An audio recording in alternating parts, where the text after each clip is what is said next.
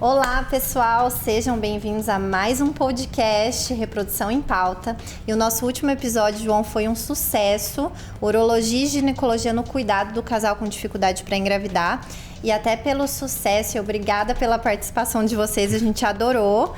A gente decidiu fazer um novo episódio, atendendo a pedidos. Então vamos para o nosso segundo episódio, Reprodução em Pauta. Hoje com o Dr. João Paulo, nosso urologista especialista em fertilidade. Bom, obrigado, Priscila, pelo convite. Realmente a parte 1 foi muito interessante e ainda usando uma expressão, não sei se mineira, sobrou pano para manga. Então muito a gente está indo aqui para a segunda parte do nosso podcast. Então vamos lá, vamos começar. Uma condição que deixa ausente, até falando, a gente estava falando das questões que tem repercussão na infância, né? Que a gente falou de testículo fora da bolsa, cachumba, tratamentos quimioterápicos e trauma também, João? Trauma. Cirurgias na infância. Cirurgias na infância. Trauma é tipo criança brincando e receber um trauma no testículo, tipo uma bolada ou um trauma no futebol. Que é super comum, né? Mas se for um trauma mais importante, ele pode ter tido repercussão. E aí, agora a gente está falando de o que pode influenciar no espermograma, no número de espermatozoides. Então, a principal causa no adulto é a varicocele, que são essas varizes no testículo. E agora a gente está entrando nas causas do mais grave, que seria a ausência de espermatozoides. Do mais extremo. João, qual que é a principal causa que pode ser reversível? Ou seja, o homem pode voltar a ter espermatozoides no ejaculado, inclusive podendo engravidar natural, de azoospermia. Não vou dizer a principal, mas uma que está muito em voga atualmente, que é o uso de testosterona exógena, né? Que são os anabolizantes. Fazer a pausa do podcast mais importante. Pessoal, a gente recebe muito homem que está tomando hormônios, suplementos prescritos pelo endócrino, pelo nutrólogo, para fortalecer, para melhorar desempenho na academia.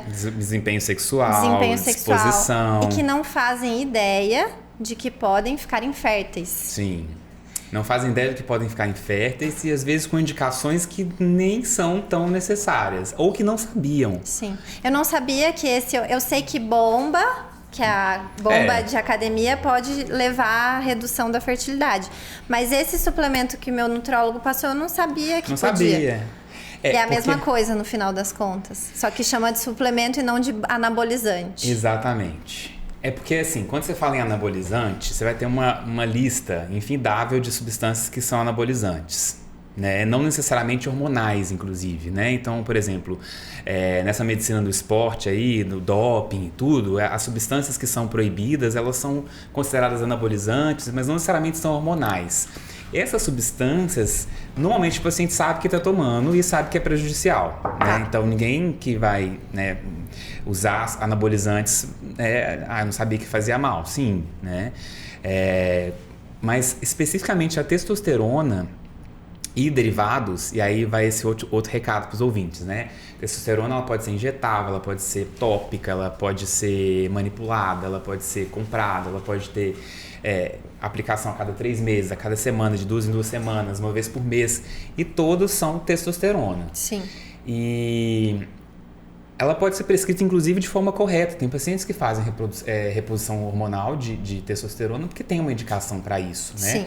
Mas tem que ficar muito claro que o uso da testosterona vai influenciar espermatozoides. Na produção de espermatozoides. E, João, eu vou aproveitar aqui. Eu atendo às vezes os pacientes, seguinte, a gente tá com dificuldade para engravidar, eu fui no urologista e aí ele me avaliou e como minha testosterona estava baixa e meu espermograma também não estava tão bom, ele me deu testosterona para melhorar minha testosterona e melhorar meu espermograma. Isso é possível?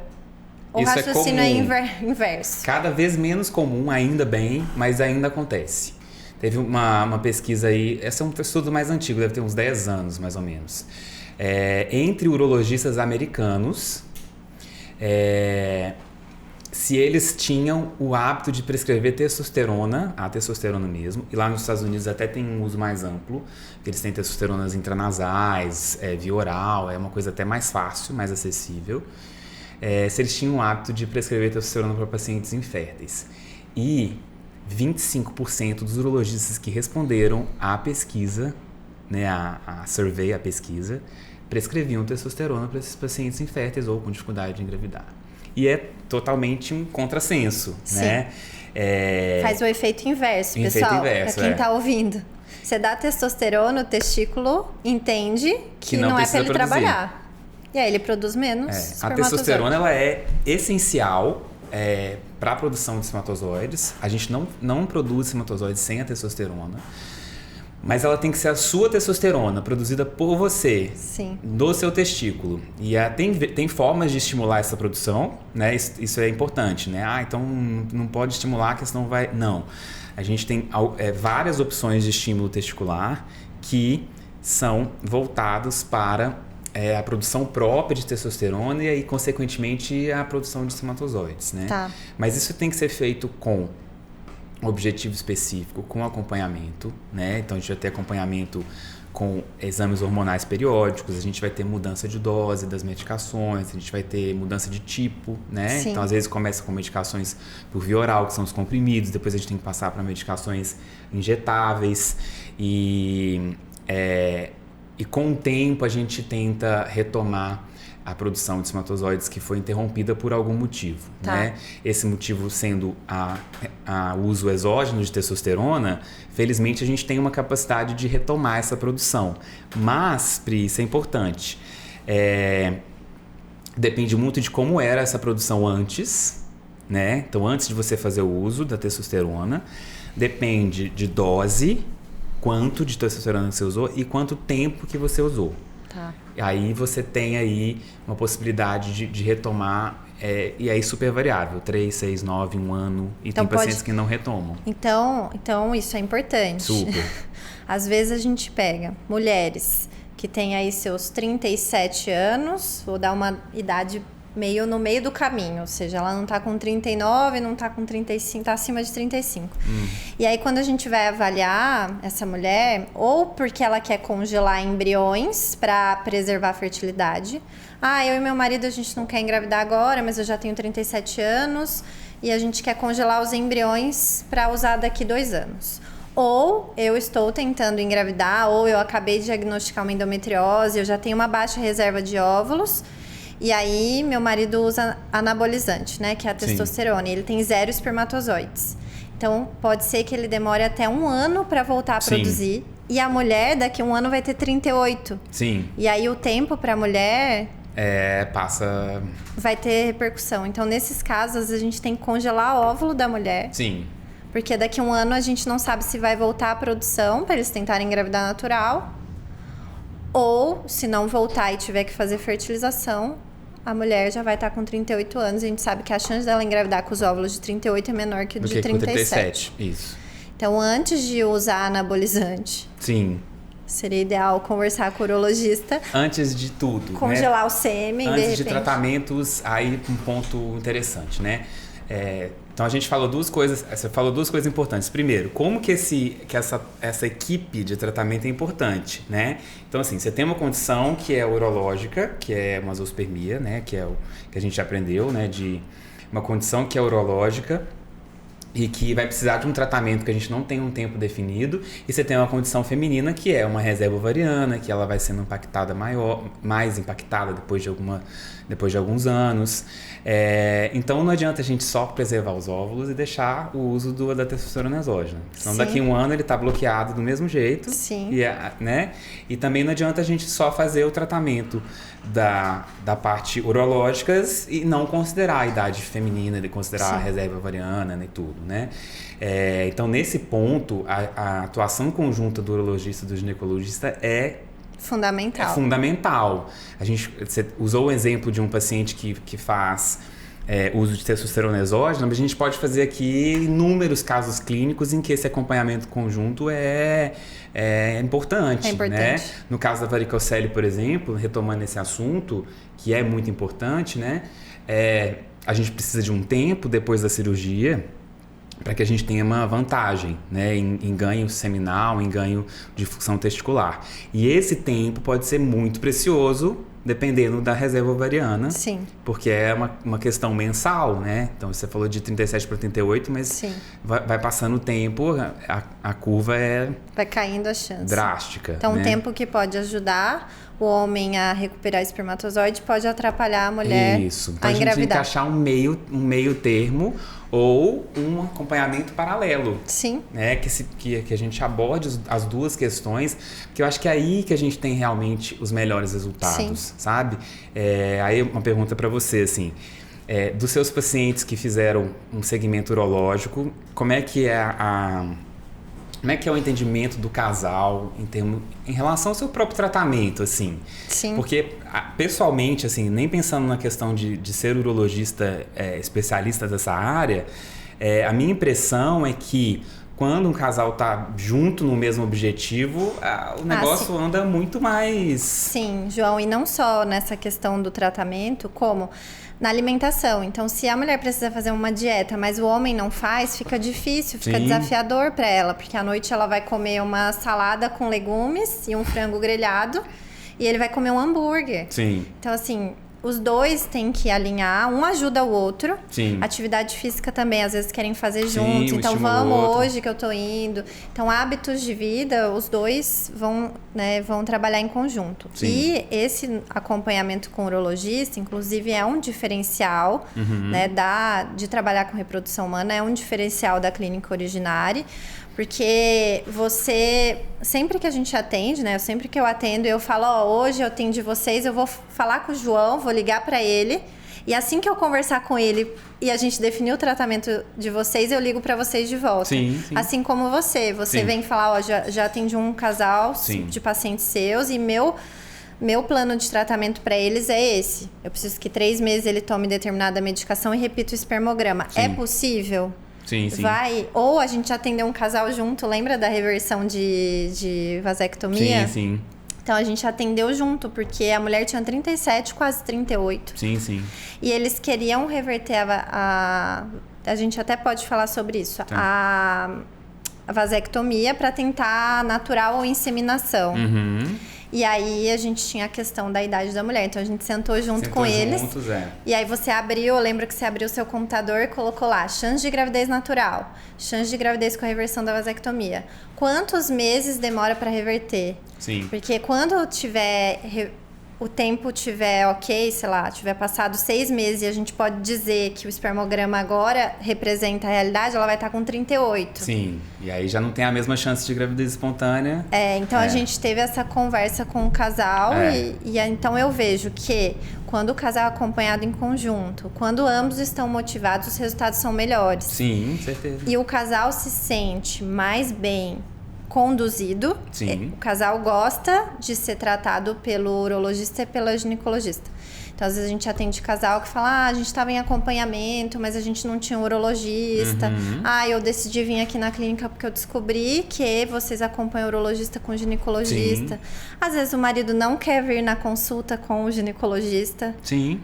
Né? Às vezes tem uma timidez falando, meu marido não quer vir nessa consulta, mas se for com o João, ele vai. Sim, já tive alguns também. Então, assim, é fundamental, né, Sim, João? Nossa, essa experiência porque a gente acaba, por questões de agenda, a gente acaba, às vezes, a maioria das vezes a gente atende separado, né? Sim. Então, assim, o casal pode até ir nas 2 consultas. Sim, né? mas geralmente não é no mesmo dia. Não é no mesmo dia. Às vezes faço muitas consultas no mesmo dia, o que é intensivão da reprodução. Eles saem da clínica, às vezes, cheios de informação e tudo, né? Mas muito prático, porque a gente já está ali no mesmo ambiente e eles estão sendo assistidos da mesma forma. Mas, inúmeras vezes, eu já tive consultas em conjunto, né? Com outros ginecologistas lá da Originari. E é uma consulta muito interessante, porque ela vai construindo ali o objetivo do casal e a gente vai entrando com as questões urológicas, as questões ginecológicas e vai casando aquela coisa ali, né? Então, assim, o caminhar desse tratamento é um caminhar menos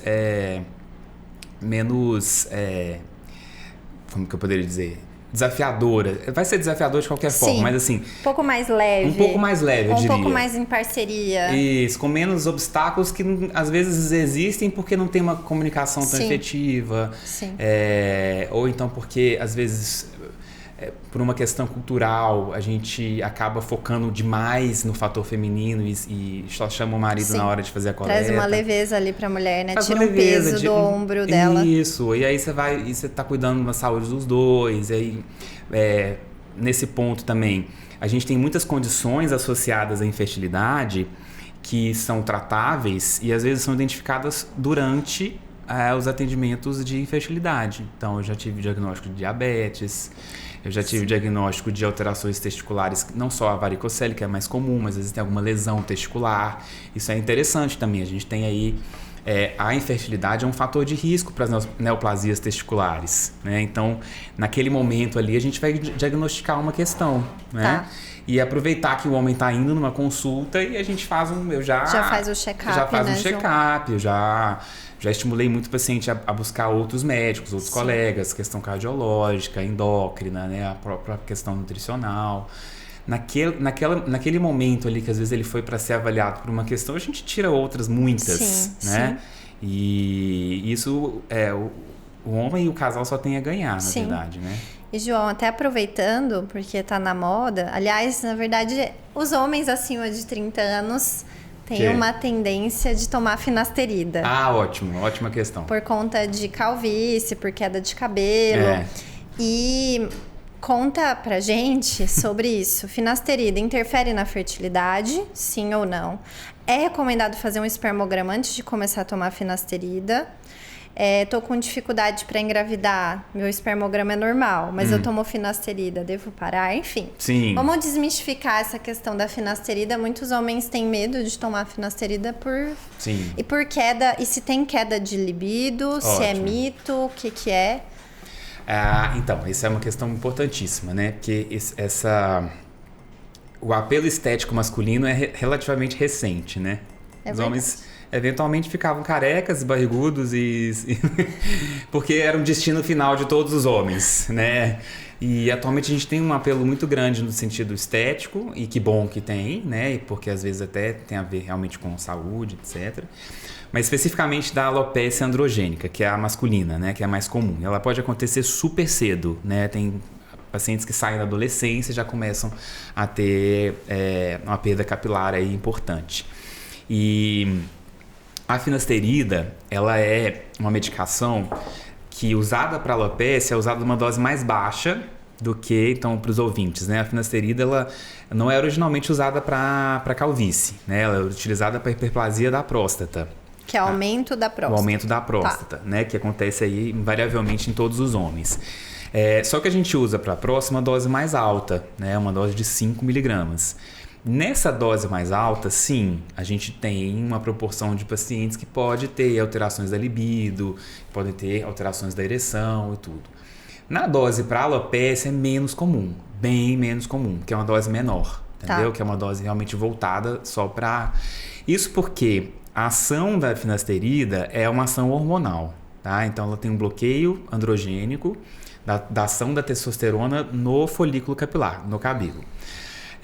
Então, paralelamente a esse efeito na raiz capilar, né, a gente tem um efeito na produção de espermatozoides. A gente não sabe por que ainda a gente tem esse efeito, mas ele existe, tá? Até porque a função da finasterida, a função do alvo da finasterida ainda não é tão definido na espermatogênese, na formação do espermatozoide, mas existe esse efeito. E esse efeito... mais ou menos como as outras questões que a gente tinha mencionado, tem muito a ver com como que era a sua base. Então, se você já tem uma alteração de base e ainda assim você usa finasterida, você pode ter uma grande repercussão. Se você não tem alterações de base e usa finasterida, você vai ter uma queda daquela produção, não necessariamente vai impactar na sua fertilidade espontânea para uma reprodução assistida, tá? Mas pode impactar, porque a gente não tem uma resposta automática para todos, né? Então, felizmente, também é uma causa reversível, tá? Então, assim, então, depois que suspendeu a finasterida, a gente tem um potencial para retomar o exame de base, tá?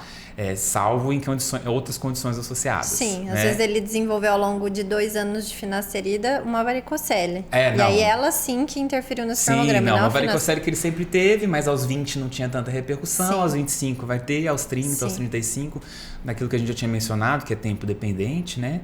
Então, você vai somando fatores de infertilidade. Sim. Então, o ideal é que a gente suspenda. Sim. Boas notícias são alternativas dermatológicas para queda, para alopecia androgênica, podem ser utilizadas com segurança, como minoxidil, via oral, tópico. Os tratamentos tópicos dermatológicos em geral não tem tanto impacto, né? Tá. Felizmente também eu tenho alguns colegas dermatologistas que têm em sua rotina solicitar um espermograma antes, tá?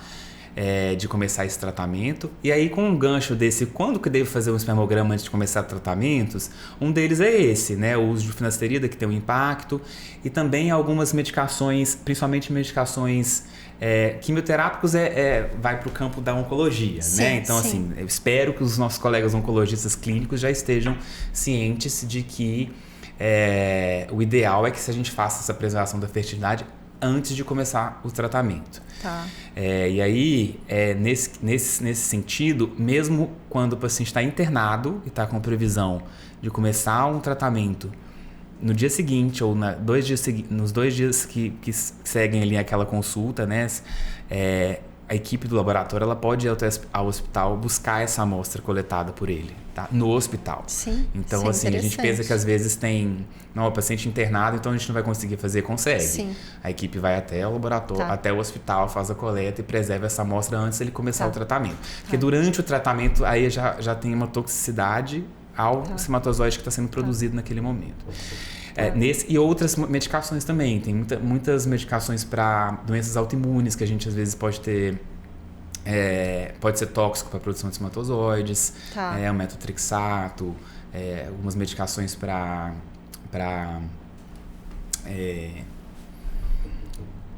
esqueci agora do...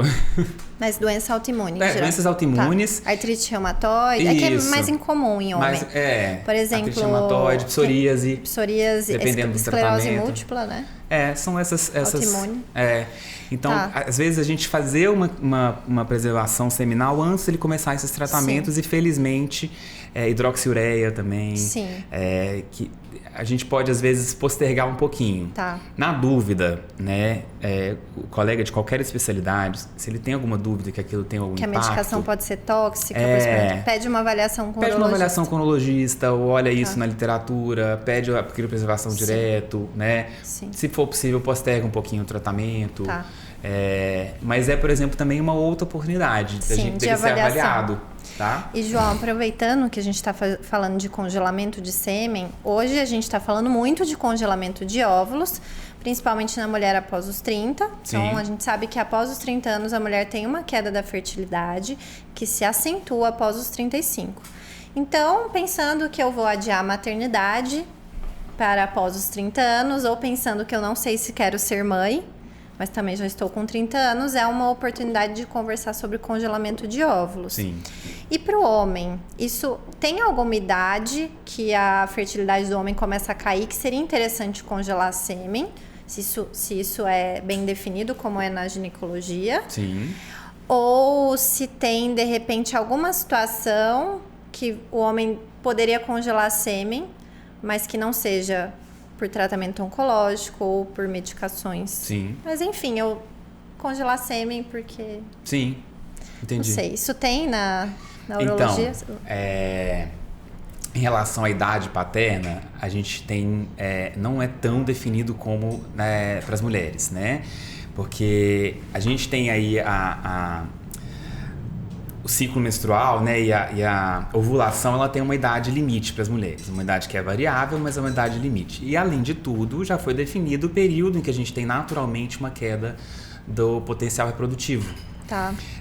Para os homens, isso não tem uma idade tão limite como é 35 anos para as mulheres, ou então aquelas faixas definidas, né, de 35, 38, 40, em que você tem uma curva descendente bem clara, né? Sim. Aumento do risco de aborto. Isso. Não só da ovulação em si, mas também da quantidade, qualidade, risco de aborto e tudo. Para os homens, a gente tem uma zona cinza aí de 45, 50, 55. Não tem uma coisa muito definida, né? Então, acaba que é muito uma avaliação individual, assim. Tá. É uma medicina que a gente pega uma referência, né? E idade avançada paterna tem impacto. Alguns anos atrás a gente falava que não. Que não importa. Não tem impacto. Por quê? Por que veio essa cultura de que não tem um impacto? Porque os homens têm capacidade de produzir espermatozoides pela vida inteira, salvo em condições que ele ocorra nesse período que ele vai deixar de produzir espermatozoides. Só que hoje se sabe que a gente não produz espermatozoides da mesma forma a vida inteira. Tem a questão da qualidade também. É a questão da qualidade, não só a qualidade, mas quantidade, qualidade e atualmente epigenética e alterações que são do material genético depois que ele já foi produzido. Epigenética também tem alguma questão de homens acima dos 50 homens anos. De 50 anos. Ter risco de autismo só pela idade. O filho ter risco de autismo. Sim, já tem isso. Não são estudos que a gente chama, né, na literatura científica, aqueles estudos que mudam completamente uma conduta, né? Que são, mas aqueles que alertam, né? Então, essa é uma questão. E a gente tem queda de produção, naturalmente, por quê? A partir dos 45, 50 começam a entrar comorbidades, né? Então, a pressão alta, diabetes, obesidade, aí começa a fazer medicações, começa a fazer algum outro tratamento. Tá. E, naturalmente, a gente tem um declínio da função do testículo para a produção de testosterona, então a gente também tem um impacto disso na produção de espermatozoides. Então, é uma questão que vai agregando outros fatores. Então, hoje já é definido de que essa produção não é a mesma e que isso não é uma fertilidade que é mantida ad eternum. Como assim, a gente achava. E, João, você acha melhor usar o sêmen fresco de um homem de 45 anos ou congelado de quando ele tinha 30? Essa que é uma questão que não é tão bem definida como os óvulos, né?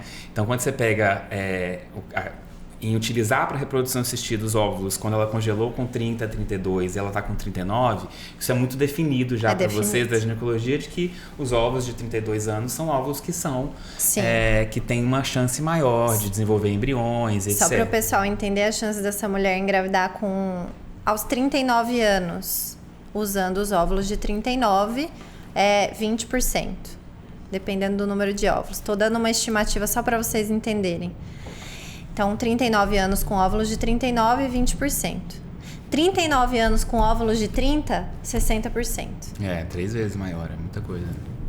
E isso não é tão definido para o homem, tá? Então, entrando nesse quesito de preservação da fertilidade, a gente tem essas indicações muito precisas já, que é a oncologia, né, os diagnósticos oncológicos, passando por tratamentos que são tóxicos, pacientes que vão fazer uma cirurgia, tá? Então, tem cirurgias da próstata ou cirurgias do trato gênito urinário que podem interferir na infertilidade. Você congelar o sêmen antes, né? Aí vai entrando nas polêmicas, né? Congelar o sêmen antes de fazer uma vasectomia. E a indicação social de preservação da fertilidade, tá? Atualmente a gente tem algumas indicações sociais. Uma delas são os homens trans, que vão fazer a transição de gênero. Tá. E aí eles querem preservar a fertilidade antes de fazer a cirurgia de ressignificação de gênero. Então, você congelar o sêmen, seu material genético antes, porque são procedimentos, são tratamentos que vão ter necessariamente impacto na fertilidade. Tá. E desejo do paciente, tá? A gente pode congelar nosso material biológico, óvulo, sêmen, em qualquer momento da vida, E essa amostra ela é sempre nossa e é o paciente que dá o destino para essa amostra. Se ela vai ser utilizada para reprodução, se depois de 5 anos ela vai ser descartada, se ela vai ser mantida durante muito tempo, se eu não quero ser pai agora aos 40, mas eu quero ser aos 50, mas eu não quero correr esse risco, ainda que é um risco que a literatura não deixa claro. Não definiu como uma coisa obrigatória, mas eu não quero correr esse risco. Aí é uma opção do paciente também. E uma indicação também bastante formal é quando a gente tem concentrações muito baixas de espermatozoides. E não sabe direito a causa, não é uma varicocele. Ou a gente sabe a causa e a gente não quer correr o risco, porque é uma produção que é flutuante, né? Então você pode ter uma concentração no dia, essa concentração zerar no outro, aí ela tem uma um pouquinho maior no outro dia. Naturalmente a gente não tem uma produção homogênea. Então, essa também é dos pacientes que a gente recomenda essa criopreservação, justamente para a gente não perder esse tempo. Por exemplo, um homem que ainda não tem desejo de gravidez, mas acha que vai engravidar daqui 2, 3 anos. E atualmente a concentração de espermatozoides é pequena. Ela não é nem abaixo, que a gente chama de severo. Sim. Não chega... Ou chega a ser, né? Pode ser pode ser 5 milhões. Mas aí já seria FIV, né? Não necessariamente FIV. Mas pode ser que ele... não necessariamente. Piore por algum sentido, pode ser por que alguma ele piore. Questão. Então a gente já faz essa... E aí ele volte daqui 2 anos e não tenha sêmen nem pra... Nem e a gente congelar. tem que indicar um sêmen de doador. Ou seria melhor ter um procedimento congelado. mais invasivo, da gente ter que buscar esses espermatozoides dentro do testículo. Certo. Então são algumas situações em que a gente faz essa preservação da fertilidade. Mas mais uma vez, é uma situação que precisa de ser considerada dentro de vários fatores e que passa necessariamente por uma avaliação médica especializada, né? Nós da reprodução humana, né, Pri, a gente tem uma vivência muito grande naquilo ali, a gente estuda muito aquilo, a gente lê os artigos, a gente lê os trabalhos, a gente só atende os pacientes e casais com essa situação, as nossas cirurgias são voltadas para isso. Sim. Nosso dia a dia é todo esse, né? Então, assim, é muito... Falando especificamente da urologia agora, né? Da ginecologia, eu acredito que seja semelhante. É uma especialidade muito ampla, e não tem jeito de você dominar todas as áreas. Sim. Não tem jeito. Então, a gente está dentro de uma área específica, é interessante como a gente pode dar esse acompanhamento diferenciado para os pacientes, né? Então, mesmo pacientes que já tenham passado em urologistas gerais, é interessante que ele faça uma consulta com um urologista especialista, que tenha um olhar diferenciado, né? Que tenha uma vivência diferenciada nesse sentido. Né? Sim, faz diferença, né, João? Muita diferença. E para a saúde do homem, principalmente. Os homens precisam se cuidar mais, né? É muito engraçado. Você chega aos 65 anos, 50, 65 anos, pega um homem de 55, 60 e uma mulher de 55, 60. A diferença de saúde é gritante em alguns casais, assim, sabe? Sim. Porque uma falta de cuidado mesmo, né? E também responsabilizando nós médicos e também a gente precisa chamar a atenção desses pacientes para que eles busquem atenção especializada, né? Bom, pessoal, vamos encerrar mais um podcast, já está dando o nosso horário. Então, eu gostaria de agradecer a presença de todos, a sua presença, João, que foi fundamental para o nosso 2º episódio. Eu acho que rendeu também de novo, deu muito pano para manga. Sim. Para quem não sabe, eu e o João somos mineiros, se vocês não notaram o sotaque. E aí eu gostaria de agradecer, a gente vai encerrando mais um episódio do nosso Reprodução em Pauta. E até o próximo podcast. Deixem as suas perguntas e os comentários aqui que a gente vai responder. E eu acho que ajuda muitas pessoas que estão assistindo, as participações de vocês. E eu e o João teremos o prazer de respondê-los. Com certeza. Então é isso, João. Até o próximo podcast. Até o próximo.